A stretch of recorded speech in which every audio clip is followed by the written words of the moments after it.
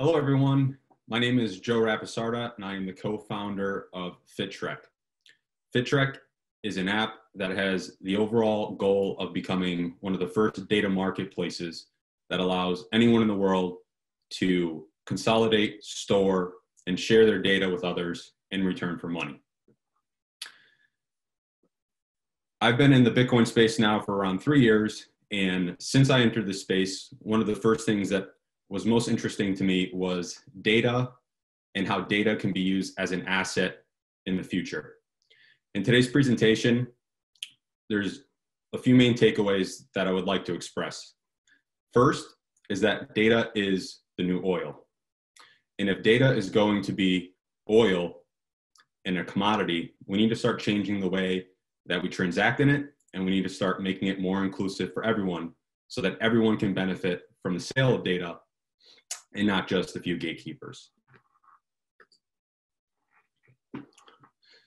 So data is the new oil. If we reflect back 140 years ago when John Rockefeller and many others struck the first forms of oil, we understand that oil was the commodity that drove the last industrial revolution in the last 140 years of the economy. When oil was first found, it was the resource that was used to fuel machines that came about afterwards, automobiles, airplanes, and all of the tools that were used to drive the last 140 years of the economy. Today, we use computers more than ever. As more connected devices get online, and as more people are onboarded onto the internet and into the new digital economy, data will continue to become more abundant than ever. I believe that data, just like oil, is the commodity. It is the natural resource that will drive the next 140 years of the next industrial revolution, known as the fourth industrial revolution, or the tech revolution. Over the next few slides, I'm going to try to paint a picture of how valuable data is and why it's important. And I'm very happy to be here with a lot of people at this conference because I don't think I need to explain too much or prove to many of you what the value of data actually is, but try to keep an open mind about how we should transact in it going forward.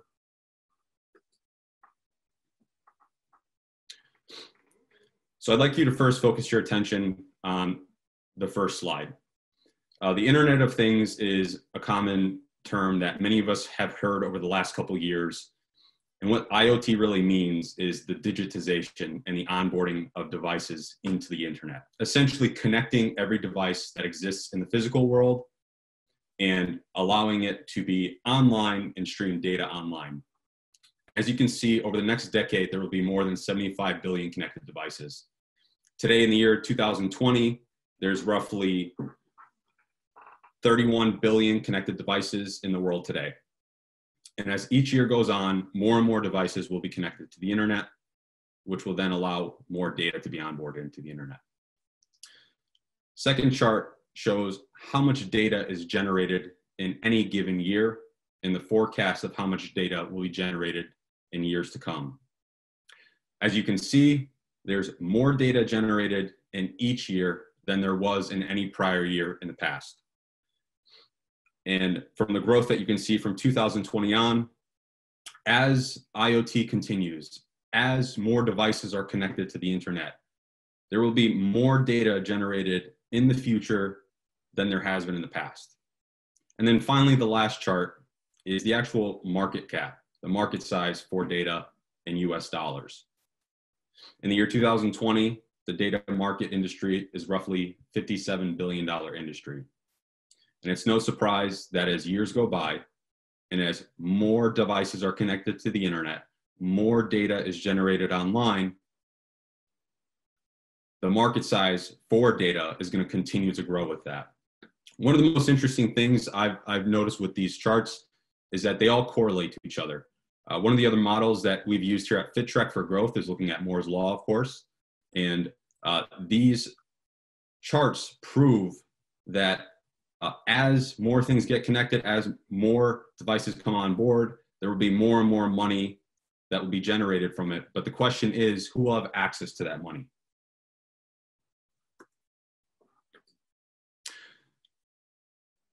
So data and oil are commodities. One of the points I'm trying to make very clear during this presentation is the understanding that data acts like a commodity. Data itself is a commodity, and data will run the connected world in the fourth industrial revolution going forward. It will be the source of fuel for the next economy. So let's take a look at the value chain between oil and data. And in taking a look in this value chain, you can understand how similar they both actually are as commodities. Starting with oil. Oil is sourced from the ground. It takes man hours, labor, and machinery to find oil and then start to extract it. From there, oil is processed. It has to be processed and refined and broken down into a usable end product. And the end product that we know about fuels the economy. So oil is processed into gasoline. Gasoline fuels cars, airplanes. There's plastics that are made out of oil. Medicines are made out of oil. We've got roads that allow us to drive on it, and factories. These are the tools that were only created because of oil, the discovery of oil. And these are tools that were used to help fuel the last 140 years of the economy. Now, data in the sourcing phase, it's very similar to oil. It takes man hours, capital, and machines to mine data, to find the raw data sources themselves. Once raw data is mined, from there it needs to be processed. Raw data in its own form isn't very useful, but the processing and the organizing of information, organizing of data, then makes it useful to anyone who's looking at it. But it needs to be processed first. And then the end result of this processing of data is a source of code, a source of information that is then useful for the tools that we use in the economy. For example, artificial intelligence is used within self-driving cars. AI is used for robotics that are helping to build products. We know that there are new forms of currency that exist online that are only useful because of the data that runs the code and secures the code. And then, of course, new forms of technologies that haven't even existed yet, predictive e-market platforms. We all know Amazon today is able to mine data from customers to create products that they don't even know that they want yet. So if you take a look at the value chain between oil and data, you start to see that they really aren't much different as a commodity. But the question is, though, if they're both a commodity, we need to start changing how we transact and trade this commodity. Now, there is a problem and a dilemma in pricing of data right now. Many of my customers and many people that I talk to want to know how much data and information is worth. I'll give you a few examples and I'll tell you why this is so hard to do right now.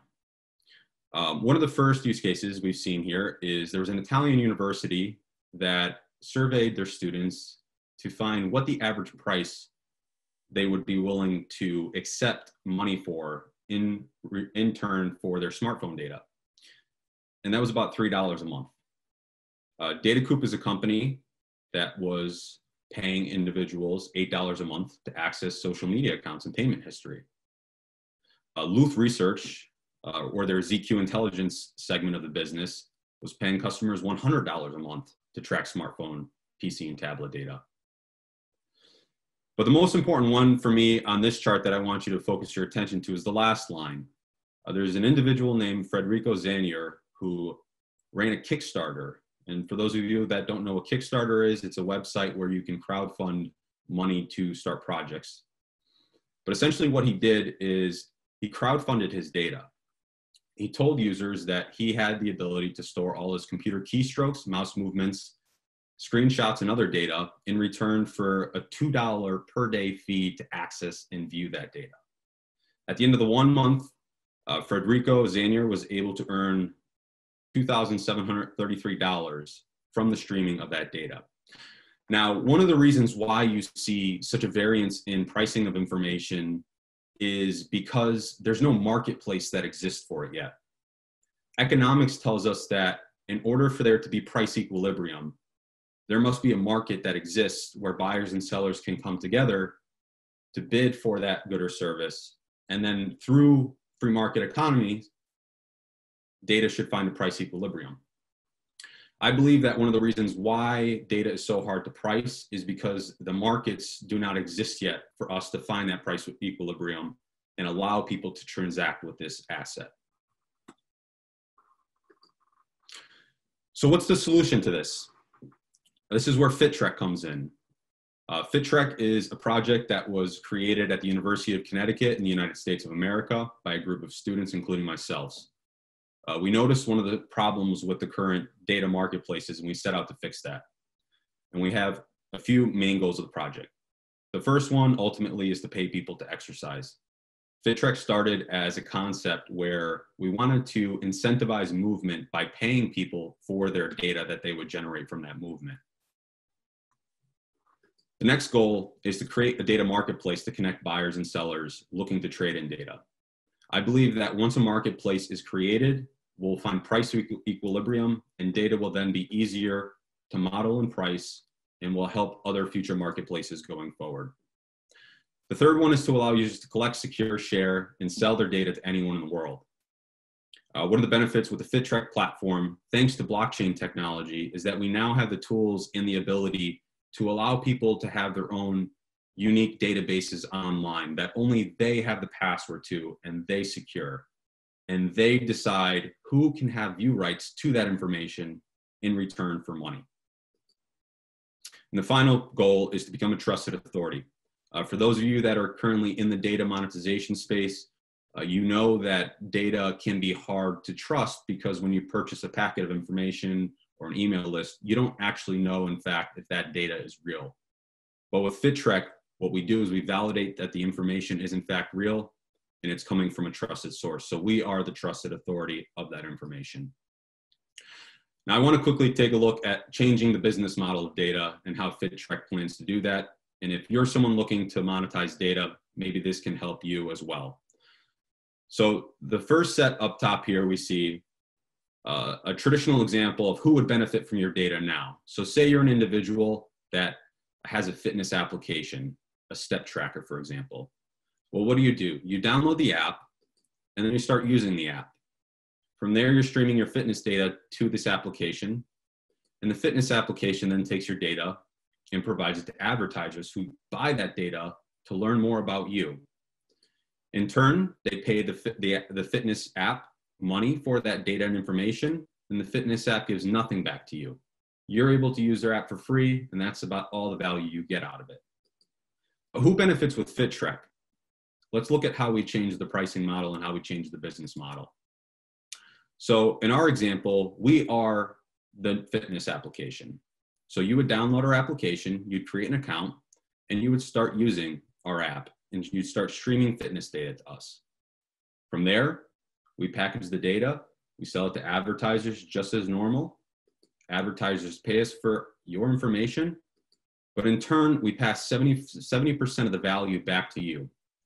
In this case, we become more of an exchange for that data and information.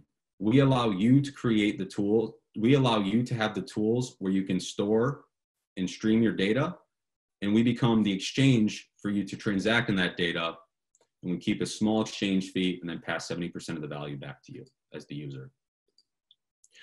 Quick demonstration of how the actual FitTrek platform works. There's three parts. There's the user account, which you'll see titled as gym data here. There is the data provider account, which you'll see under providers, and also data consumer accounts, which you'll see under consumers.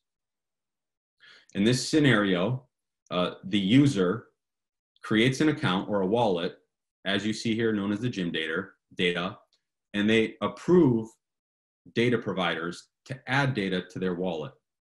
The data provider in this case is a yoga studio.